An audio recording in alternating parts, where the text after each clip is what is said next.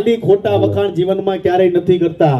મને જે લાગે છે એ બોલું છું, પૈસા માટે નથી દોડતો. હંમેશા કહું છું, ગુજરાતમાં અત્યાર સુધીમાં 350 ઘર બનેવા છે ને જ્યાં સુધી કામ કરતો રહે ગરીબો માટે દોડતો રહીશ.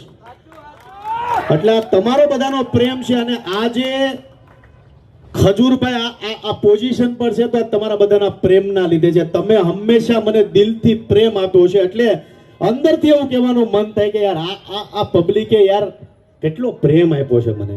એટલે આજે તમારા બધાની તાકાત છે આજે ખજૂરભાઈ ઊભા છે એટલે લવ યુ સો મચ.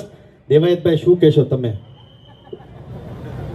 હાલ ખજૂરભાઈએ બધી હૃદયથી વાત કરી, તમે સાંભળી. આયુર્વેદિક એટલે પેલા એમને કીધું, હું કીધું પૈસા માટે બોલતા જ નથી.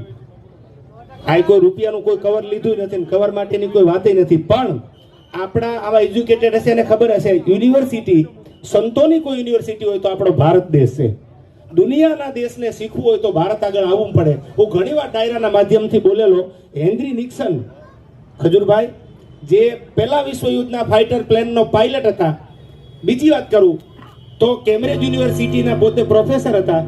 એ માણસે હિન્દુસ્તાનમાં આવીને ભગવો પહેરી લીધો દ્વારકાધીશના દર્શન કરીને. એને કહેવામાં આવ્યું કે તમે એજ્યુકેટેડ નથી ભારતમાં, તમે આ ભગવો પહેરી લીધો સંત બની ગયા. ડોક્ટર હેનરી નિક્સને કીધું કે